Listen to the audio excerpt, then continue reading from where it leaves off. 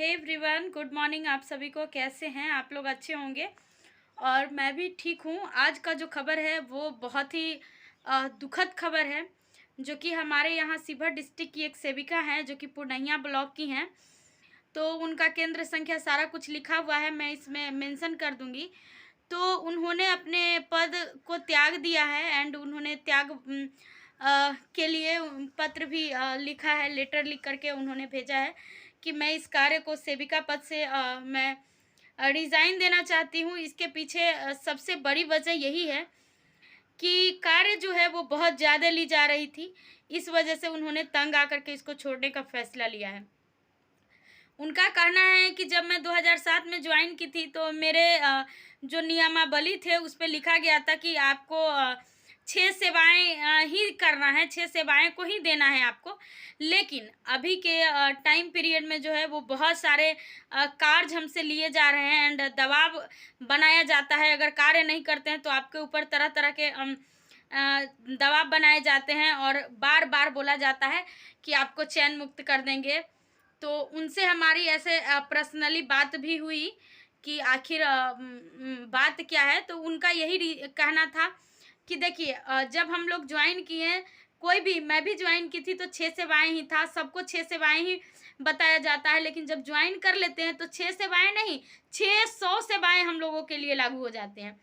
तो वो तंग आ गई इस काम से, क्योंकि उन्होंने बहुत दिन से खींच रही थी और उनकी जो शारीरिक स्थिति है वो भी उतनी ठीक नहीं है। इसके वजह से उन्हें रिजाइन देना पड़ा, क्योंकि एक तो उनका शरीर स्वस्थ नहीं रह पाता है, इसके वजह से वो तो खुद लाचार है। और ये 6 के बदले 600 सेवाएं बोलते हैं कि आप लोग हैंडल करिए, आप लोग करिए, तो उसके लिए बहुत ज़्यादा टफ हो जा रहा था।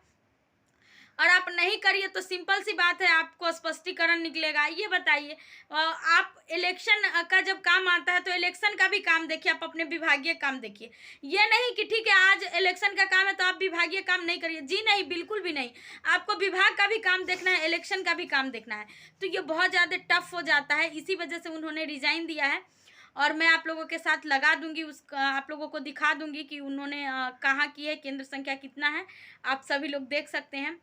तो चलिए, मैं ज़्यादा आप लोगों को क्या बताऊं, और आप ही लोग मुझे बताइएगा कि मैंने बिल्कुल सही कहा है ये बातें, कि सिर्फ और सिर्फ कागज़ पे जो नियमावली जो है वो नियमावली कागज़ पे ही सिमट के रह जाती है, धरातल पे वो नहीं आती है। और धरातल पे ऐसा नहीं होता है। सेविकाओं को कहने के लिए ही कहा जाता है कि 6 सेवाएं देना है, लेकिन ये 6 सेवाएं के बदले ये लोग 600 सेवाएं लेते हैं। और देखिए, हम लोगों को स्वास्थ्य विभाग से पूरी तरह से जोड़ दिया है, टीकाकरण करवाना है, गर्भवती, धात्री, बच्चे सभी का टीकाकरण समय पे, उनका गृह भ्रमण करना है, जो कि गृह भेंट हर महीने सेविका करती हैं, वो है। उसके अलावा देखिए, आप किशोरी का भी जो है वो आयरन का गोली जो है किशोरी लोग को देना है, कैल्शियम का गोली देना है। तो वो सारे किशोरी का भी रिस्पॉन्सिबिलिटी आंगनवाड़ी सेविकाओं को ही दिया गया है, वही लोग करती हैं, सेविकाएं ही किशोरी को देती हैं। उनका भी देख रेख करना है, केंद्र का भी संचालन करना है समय से।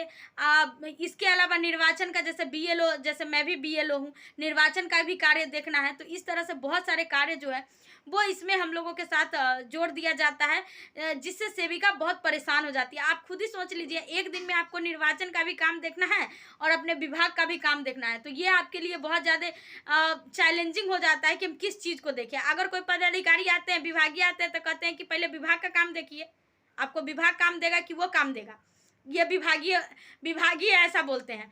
वो लोग आते हैं तो बोलते हैं निर्वाचन से बड़ा कोई कार्य नहीं है, आप लोग निर्वाचन में क्यों लापरवाह कर रहे हैं। निर्वाचन के कार्य में बिल्कुल भी लापरवाही नहीं होनी चाहिए। मैं खुद एक बार नहीं कर पाई थी तो मेरे ऊपर स्पष्टीकरण निकाले थे वीडियो सर, कि आप इस कार्य को क्यों नहीं कर पाए थे। तो इसी तरह से सबके साथ प्रॉब्लम होता होगा, जैसे मेरे साथ होता है वैसे सबके साथ होता होगा। तो मैं इस चीज़ को बखूबी समझ सकती हूँ, क्योंकि मैं कर रही हूँ, मैं जिस चीज़ को झेल रही हूँ मुझे पता है।